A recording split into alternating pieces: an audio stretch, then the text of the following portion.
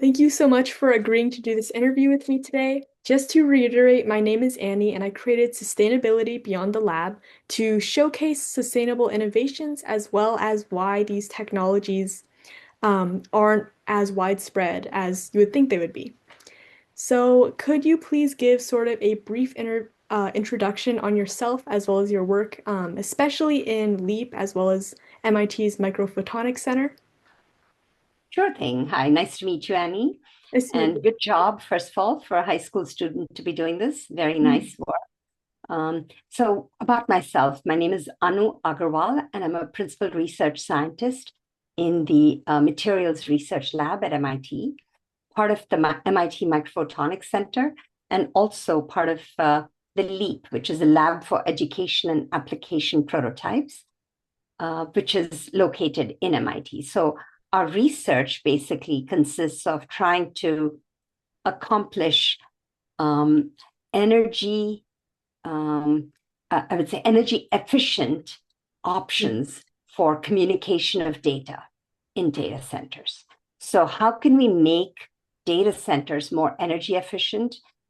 Right now, they're consuming almost 6% of the total electricity produced, say, in this country, Mhm. and variable between 6 and 10%, and it's increasing. So we'd like to find some energy efficient solutions.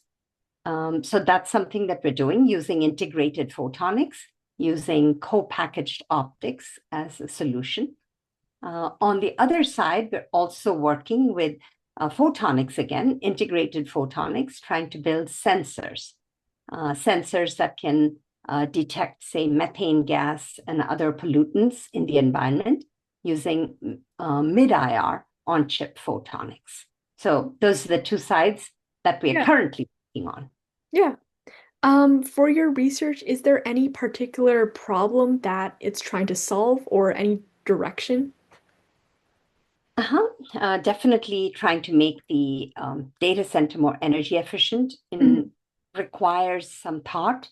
There are multiple solutions out in the market today, but we consider photonics for data communication to be a major solution for that aspect. And so we're working in that direction. And hopefully, as you mentioned on your website, scalability of these ideas and adoption by industry is essential to make any innovation impactful.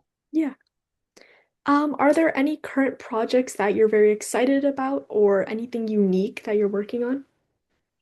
Yeah, we're working on multiple designs for co-packaged optics, and so multiple designs for electronic photonic integration.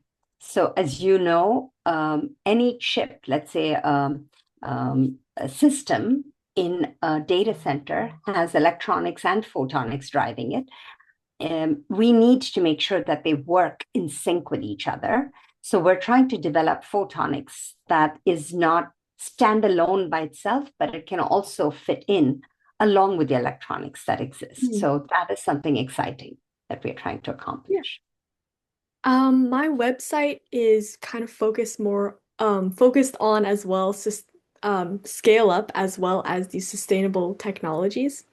Are there any particular factors or a mix of factors like scientific innovation itself, economics, or policy-related factors that you think are kind of barriers for scale up of these technologies? Yeah, in general, there has to be money available to scale up any technology. So if we find something, if we innovate in our labs, which our students are excellent at doing, by the way, when we innovate in the lab, these ideas we make maybe one device, maybe two devices, maybe at the most 5 to 10 devices in our lab as prototypes. Now those prototypes have to be taken out into industry. How to do that? It requires funding. And so either it's a government or industry or some other entity that comes forward and says, I like your innovation. I'd like to employ it in my business or in my world. And they fund the idea in order to find ways to make it market adoptable.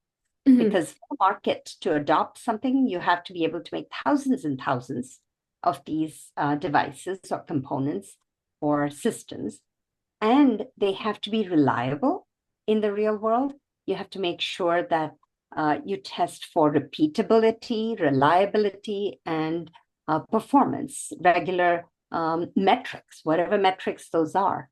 So those are, and they have to be at an affordable cost. Hmm. So all of this comes with funding from industry partners or from government entities who want to ensure that our innovations from academia move out into the industry. That's very interesting to hear your perspective on that, of course. Specifically focusing on the MIT Microphotonics Center.